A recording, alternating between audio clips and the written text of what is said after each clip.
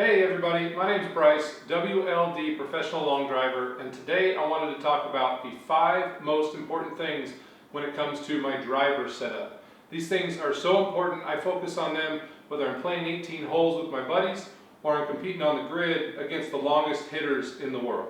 Alright, we'll go into detail of each, but the 5 things I'm always focusing on in my setup with my driver is first my stance. Do I have an athletic stance? Am I set up from the ground up for success? 2 would be ball alignment. Is the ball in the right spot of my stance to help me hit it far and straight? 3 would be shoulder alignment. Are my shoulders and my upper body aligned to make sure I hit it straight or where I'm aiming? My 4th focus would be, is the ball the right distance away from me? I don't want to be standing too far from the ball or too close to the ball. And 5th is tee height. Is my ball teed up at the right height? If it's too high or too low, it can really impact distance as well as direction and accuracy. Alright, first off is stance. I always want to be set up athletically. What does that mean in the golf stance as far as when you're swinging your driver? I always start with my feet a little bit wider than shoulder width. It's a good reference point. Some people are going to want to be a little wider, some like to be a little narrower, but it's a great place to start, feet a little bit wider than shoulder width. I always like my weight on the balls of my feet. Some people like a little bit more flat-footed stance as far as where their weight is located in their feet and the pressure. I like it on the ball of my feet, but really get to where you're comfortable and you feel athletic. Now, a little trick here is, in the golf swing, we're obviously turning in our backswing and turning in our downswing. Sometimes we can feel a little bit constricted with our hips. One little cheat for that is to flare both feet a little bit, so you're a little bit, duck-footed.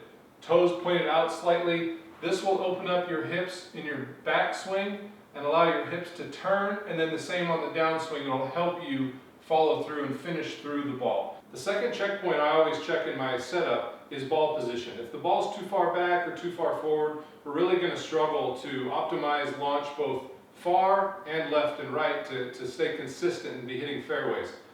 A great place to start is to put the ball on the inside of your front foot. I'm right-handed, so this is my left foot. You can see I use the T-claw here and the string to make sure that that ball is exactly where I want it, right off the inside of my left foot. When we show up to a range for a practice session, we don't always want to wonder, is the ball set up in the same spot from the swing to swing? And the T-claw is a great tool because it's stationary, it's dug into the ground, to make sure that the golf ball is on the inside of my left foot every swing. Number 3, now that we know the ball is starting off the inside of our front foot, we start thinking about alignment, shoulder and feet alignment. The cool thing about the ball starting off the inside of our front foot is it's going to set us up for an optimal shoulder tilt. You might remember seeing someone like Rory McIlroy look like he's leaning this way about to hit his golf ball. With the ball off the inside of our front foot, you can see to get there, it requires my back shoulder to be a little bit lower than my front shoulder. I always say that my club path is going to follow my shoulder path. If our shoulders are slanted up, I'm going to be swinging up on the ball, which is good. Rory McIlroy, we'll stick with him for an example, is swinging up on the golf ball about 2 degrees. So starting with this shoulder slant here, back shoulder a little bit lower than front shoulder, is going to set us up for success to hit up on the golf ball slightly to maximize distance. Now that we have the correct shoulder tilt, we also want to make sure in alignment that our feet and our shoulders are aimed towards our target. So I've got my second set of T-claw strings here, making sure that my feet are aimed right at my target. And what I'm going to want to do here is, remember, our swing path follows our shoulder angle. So we want to swing inside the golf ball. We don't want to swing over the top and create that dreaded slice. If my shoulders are set up just like this, a little bit inside, my swing path will follow, and I'll be able to hit the inside of the golf ball, possibly create that beautiful draw we're always looking for. If I'm set up with my right shoulder farther in and my left shoulder farther out, that's going to promote an over-the-top move and create possibly that dreaded slice. So, feet towards the target, shoulders slightly closed to promote that inside swing, and then you're ready for the takeaway.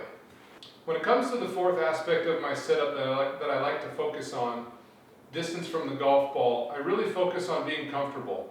The last thing you want to do is when you're standing over the golf ball ready to hit drive, you don't feel comfortable. You feel like you're too close, you feel like you're too far. You want to be confident standing over that golf ball. With that said, if you're too far away from the ball, it can cause you to reach, which you're going to have really a tough time being accurate and consistent with your ball striking. If the ball's too close to you, you're going to run out of room, you're going to hit a lot of balls off of the heel of the club, you're going to lose a lot of distance. So a good reference point is where your hands are at when you're standing over the golf ball. So you can see here, my hands are slightly below my chin or my nose if you draw a straight line down. I've got my closed shoulders like we just talked about, shoulders slanted upwards slightly, and the hands are just kind of relaxed right here, straight down below the chin/nose. Got your stance all set up, you feel good, you feel comfortable over the golf ball, and you're ready to swing. The last piece of the puzzle that I always want to make sure is dialed in is tee height. If the tee's too low, if the tee's too high, you're going to lose distance, you're going to have a tough time being accurate and hitting fairways. So a good reference point is to make sure that half of the golf ball is over the top of the driver and the other bottom half of the golf ball is below the top portion of the driver. This allows you to, again, swing up on the golf ball about 2 degrees, hit up on it, reduce spin, get the spin in the optimal 2600 range. That will maximize your carry distance and also increase your accuracy, because if you're not spinning it enough, you're going to struggle missing it left and right. If you're spinning it too much, you're going to lose distance. So get that golf ball halfway above the top of your driver and you're ready to let it rip. If you have any questions on tee height, I've got a full-length video I'll link below here. Go ahead and watch that. I go into detail on why and how to find that optimal tee height. I hope this video has helped. If you have any questions, throw a comment below. I'll reply as quickly as possible. I'm happy to help. I love talking about golf, about driving the golf ball. Throw a subscribe. I'll be coming out with new videos on how we can improve our game from the tee box. And I hope you enjoy the rest of your summer getting out on the golf course. And I'll see you again here soon.